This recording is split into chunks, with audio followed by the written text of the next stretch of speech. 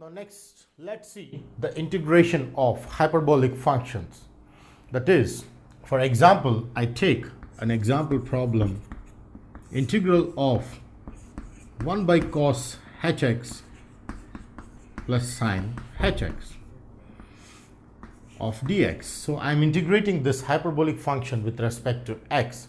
Then let's see how we can do this using the mathematical properties of hyperbolic function connected with the integrals. Now, as I know that there's no formula in standard form connecting 1 by cos hx plus sine hx, I try to use some properties where I can reduce this into the standard form. Say, for example, I want to rationalize the denominator and see what happens in order to simplify this further into the standard form. So here, I can rationalize the denominator cos hx plus sine hx multiplied and divided with minus sine hx by cos hx minus sine hx of dx. So this is how we rationalize the denominator by multiplying and dividing with minus sign, because here is the plus, I multiply and divide with minus sign. If there was minus, I multiply and divide with the plus sign. So with this rationalization, I get here the numerator, which is integral of cos hx minus sine hx, and the denominator, which is a plus b times a minus b in the form, is nothing but a square minus b square. Therefore, using the formula a plus b times a minus b is a square minus b square, I can reduce the denominator into the form a square minus b square. Now, going back to the hyperbolic properties, we know that cos h square theta minus sin h square theta is 1. So therefore, using the hyperbolic formula cos h square theta minus sin h square theta is 1 is how we understand the formulae connected with hyperbolic functions, trigonometric functions. So cos h square x minus sin h square x is 1, which I'm going to substitute in the denominator. Therefore, I get this to be cos hx minus sin hx by 1 over dx, because using this formula for the denominator, I get that as 1. So when I simplify this further, I get this to be integral of cos hx minus sin hx of dx is what we get when we take the denominator 1. Now, simplifying this more further, I want to split the integral accordingly so that this can be split as integral cos hx dx minus integral sin hx dx on splitting. So this, on further simplification, gives, we know that integral cos hx is sin hx. Now this is where we have reduced the given problem into the standard form, because we have the standard formula for integral cos hx and integral sin hx, which is obtained by rationalizing the denominator and using various other properties. So the destination in every integral problem is to reduce the given problem into the standard formulae, which we have discussed in the previous session. So once this reduced to the standard formulae, it is very easy to substitute using the respective formulae. In this case, integral cos hx dx is already known to be sin hx, and integral sin hx dx is known to be cos hx, and therefore sin hx minus cos hx plus c. Therefore, the answer is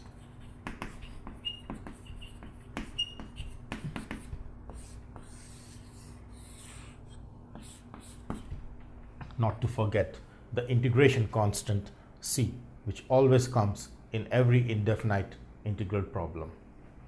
Integral of hyperbolic functions. connected with integration process and properties. The next topic is about the method by substitution.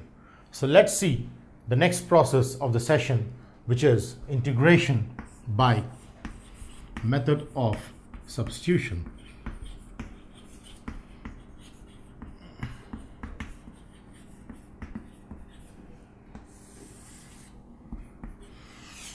Now, as we know that there are various problems which need to be integrated, different functions have different methods. Just like in the previous session, we have seen a problem where we have rationalized. Similarly, the method of substitution helps in solving few of the integral problems where we cannot reduce directly to the standard form. So let's see some of the problems where the method of substitution is an essential factor to be applied. For example, I have to find the integral of this function. I don't have any formula in the standard form related to this particular function, e power x by e power x plus 1 over dx. So integral of e power x by e power x plus 1 over dx cannot be done even if I rationalize the denominator or any other methods which we have come across in the previous sessions. Therefore, in order to do these kind of problems, we use the method of substitution. So let's see what is the method of substitution in case of the session. So as I clearly observe this, I see that the function here is e power x by e power x plus 1. Therefore, I just try to substitute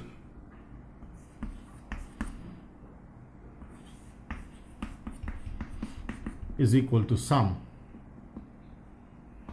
t. I substitute the whole of the denominator e power x plus 1 is equal to t. The substitution itself says the method of substitution. That is, this method includes substituting one part of the function as some variable. So in this case, e power x plus 1 is assumed to be some t. Then let's see what happens in the next process.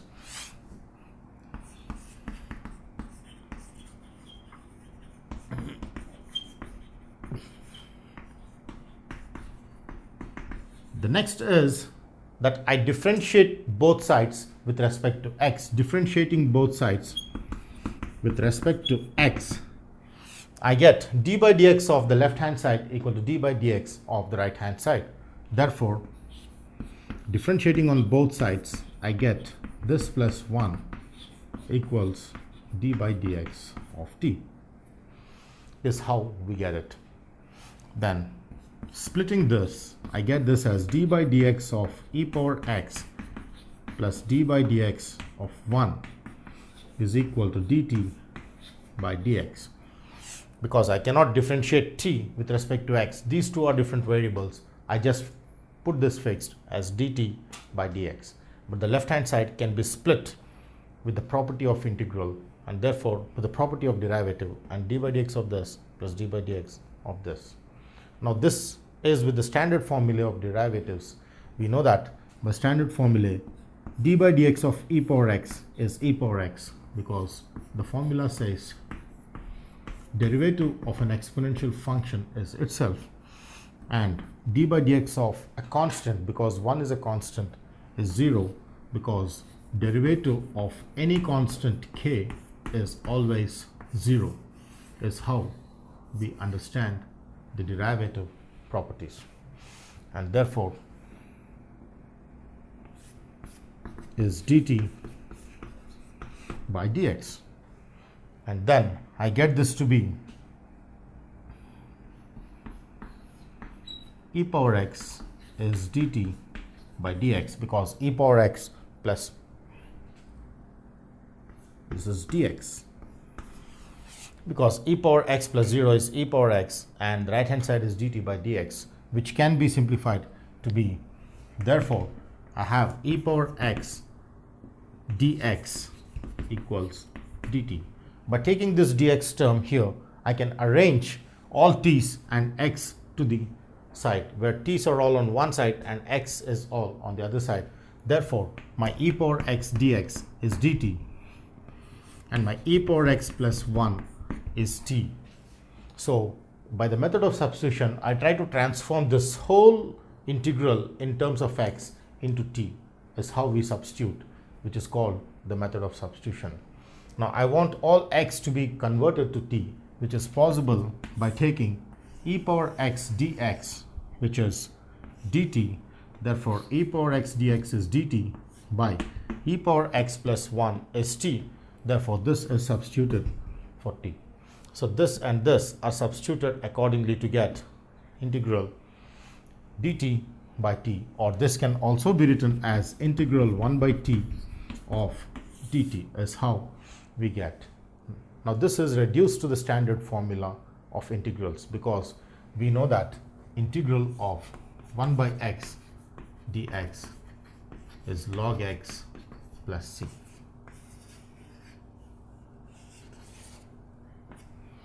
Is how we obtain integral 1 by x as log x plus c. Therefore this reduces to integral 1 by t dt. In place of x I have t, therefore my x gets replaced with t plus c, is how I get the answer in terms of t. But when I have t as e power x plus 1, I get this to be, in place of t I substitute e power x plus 1, that is this gets reduced plus c, is what I get for integral e power x by e power x plus 1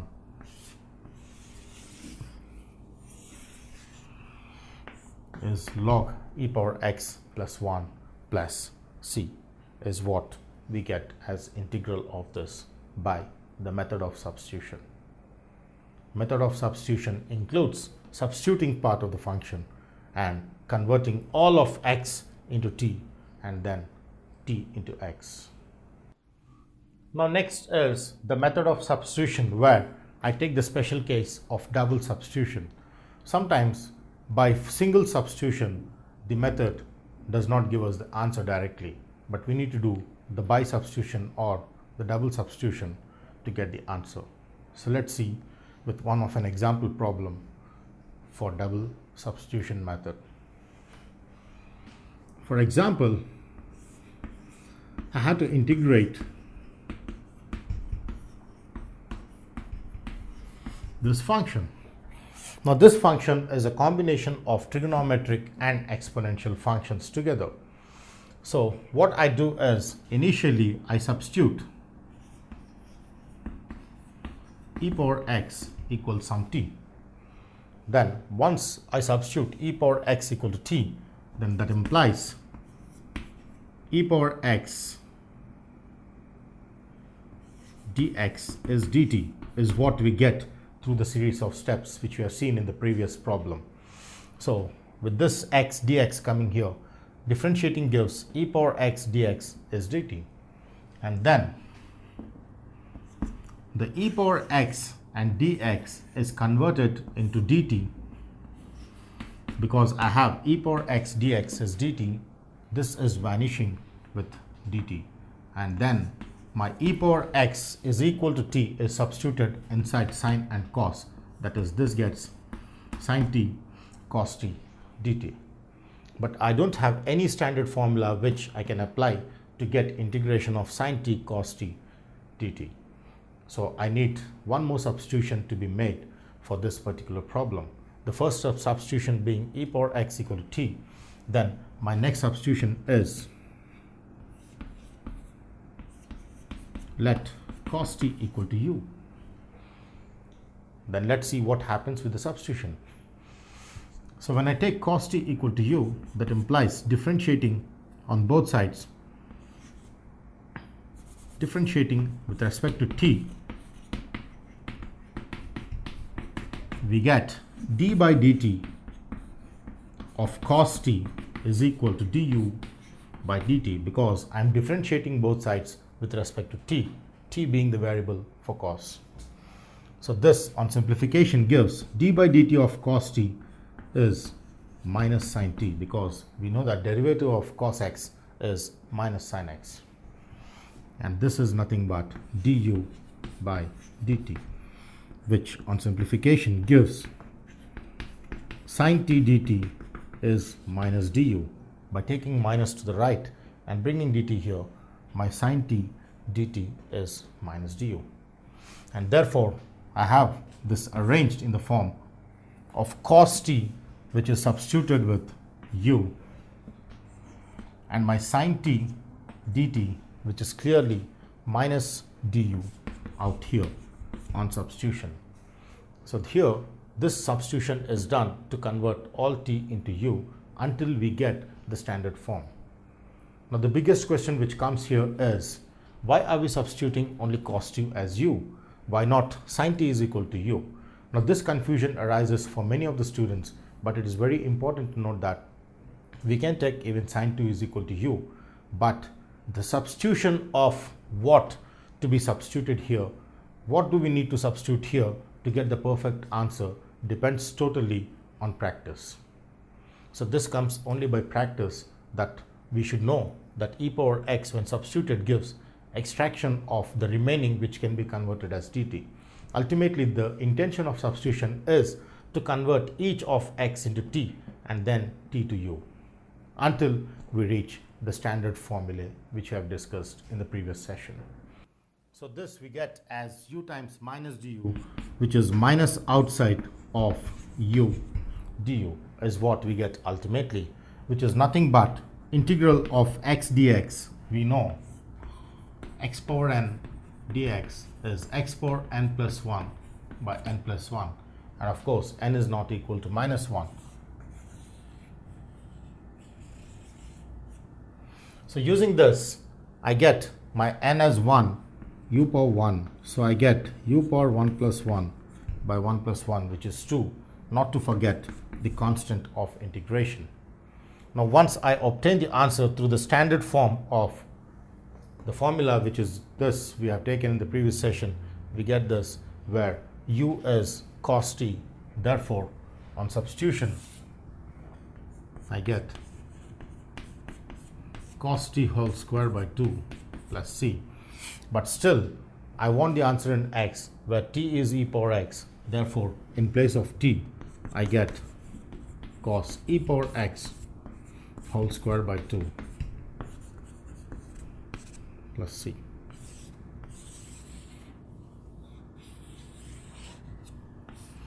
As what we get as the integration using the double substitution. The first substitution here and the second substitution here. The ultimate intention of substitution is to reduce the given function into the standard formulae and then use the integration formula and get the answer. Method of substitution connected with standard formulae.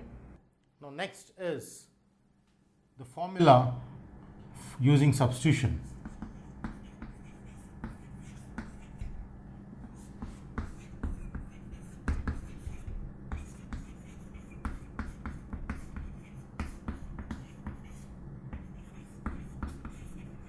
So now that we have discussed the substitution method, some of the standard formulae are derived using the substitution method. So let's see those formulae in this session.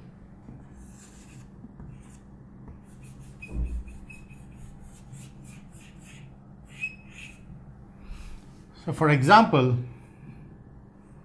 I have integral of a function f dash x by f of x dx. Then this is directly taken as log of mod fx plus c.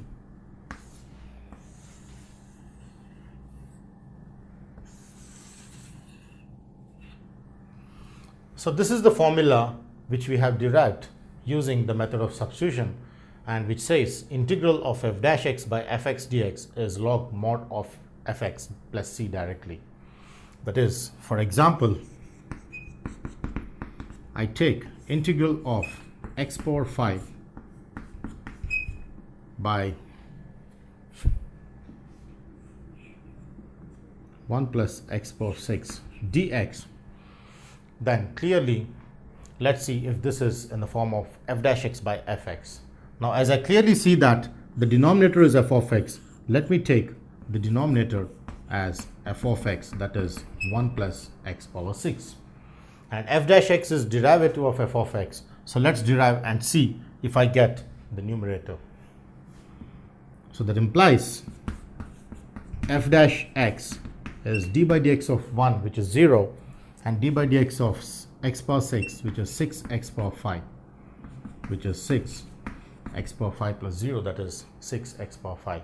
That is d by dx of x power n is n times x power n minus 1 is what we get here. That implies 1 by 6 of f dash x is x power 5, because I have only x power 5 here. I just try to bring 1 by 6 to the left, so this becomes equals x power 5. So I'm going to substitute this in place of this. That is, I'm going to substitute this and this in the function. So x power 5 is 1 by 6 f dash x.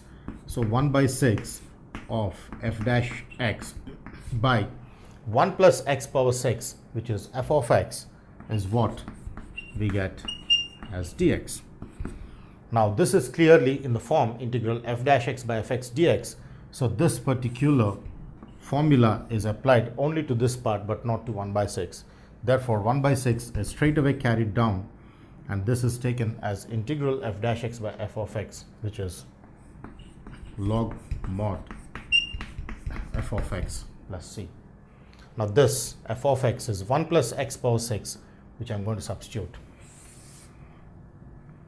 Therefore integral of x power 5 by 1 plus x power 6 dx is given by 1 by 6 log mod 1 plus x power 6 plus c. That's how we do the problem. Therefore integration of this, applying this formula, is obtained with integral of x power 5 by 1 plus x power 6 dx is 1 by 6 times log 1 plus x power 6 plus c. Now next is about the function in linear form. That is, if the function is in the linear form f of ax plus b, then let's see how integral can be applied for this type of function. As a special case, any function which has the linear form, that is, to find integral of f of ax plus b of dx is given directly with the formula 1 by a of f of ax plus b plus c is how we identify the integral. Now the main important part which plays a vital role here is a, because when I integrate, after integration a comes always in the denominator, where a is designed as coefficient of x. That is how I try to understand the formula which derives this equals 1 by a of this plus this. That is, for example, if I have to find integral of sine 2x plus 3 dx, then I always compare this with standard form, because this is in the form of sine x dx, but x is replaced with the linear form ax plus b. Therefore we know that integral sine x is minus cos x plus c. Using this, I get this to be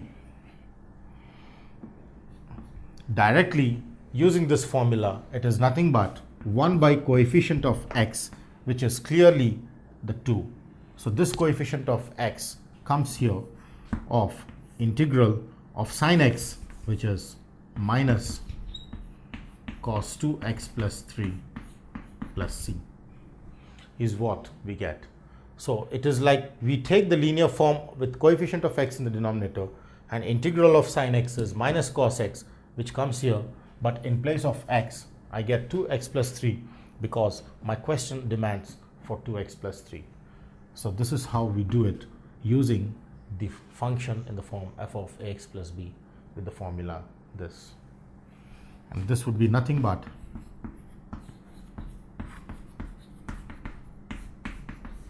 is the answer for the given problem.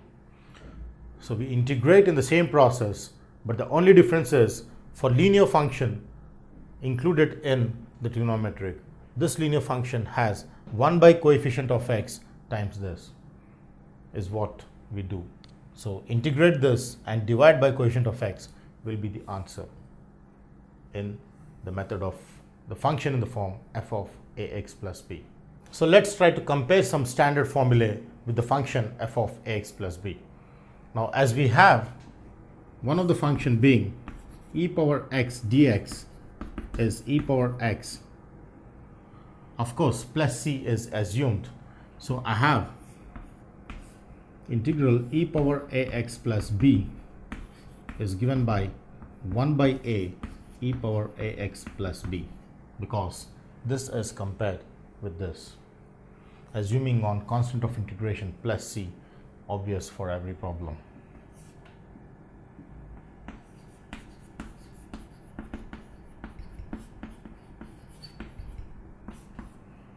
I get this to be a power cx plus d is given by 1 by c a power cx plus d by log a plus c, using the same standard formula.